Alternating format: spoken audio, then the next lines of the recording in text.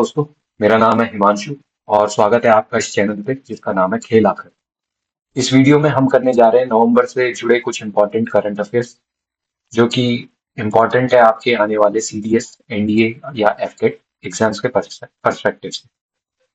हो सकता है कि आपको इन्हीं में से कुछ एग्जाम्स आपको बाकी के कॉम्पिटिटिव एग्जाम्स जैसे सीजीएल, सीएचएसएल में भी देखने को मिल सकते हैं। तो शुरू करते हैं कुछ इंपॉर्टेंट करंट अफेयर्स। पहला क्वेश्चन है एक मिलिट्री क्वेश्चन और इसके ज्यादा चांसेस है एफकेट या सीडीएस में आने, एनडीए में भी। एक्सरसाइज पूर्वी प्रहार, that is a tri-service military exercise of Indian Armed Forces, has recently been concluded in which part of Indian territory? ठीक है, तो चार ऑप्शन है। इसका जो सही आंसर है वो है option number D, Arunachal Pradesh. अगला क्वेश्चन है कि Pandit Ram Narayan ji who recently passed away was associated with which of the following musical instruments? तो इसका जो सही आंसर है वो है option C, sarangi. Mount Lewotobi Laki Laki which is an active volcano is located in which part of in which of the following country? ठीक है, तो इसका जो सही आंसर है वो है ऑप्शन नंबर ए, इंडोनेशिया।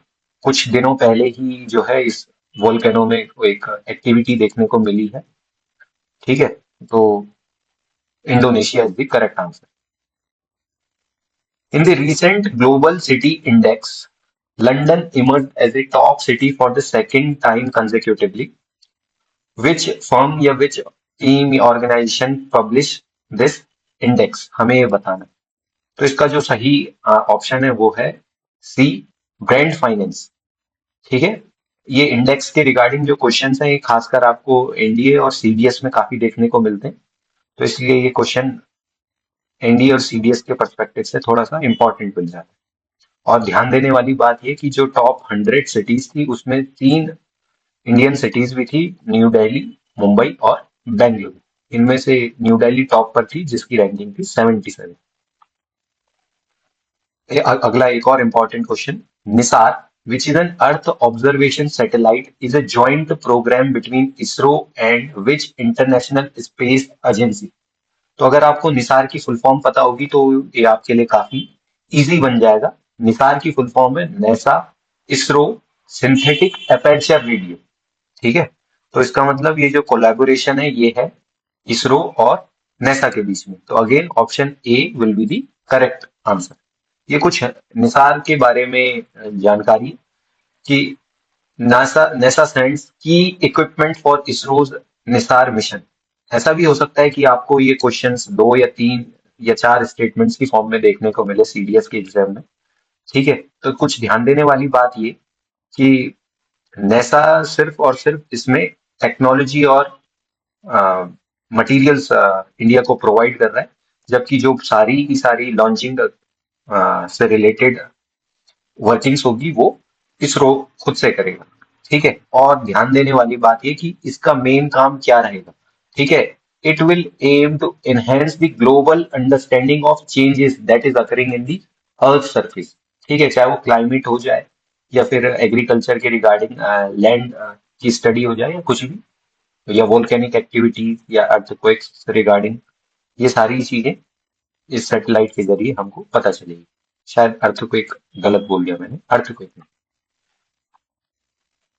अगला क्वेश्चन है कि which player has recently become the first batsman in the cricket history to score 3 international centuries in a calendar year in T20 international? ये होना चाहिए था पूरा क्वेश्चन कि T20 इंटरनेशनल्स में एक कैलेंडर ईयर में 3 शतक मारने वाला पहला खिलाड़ी। तो इसका जो सही ऑप्शन है वो है ऑप्शन डी, संजू सैमसन।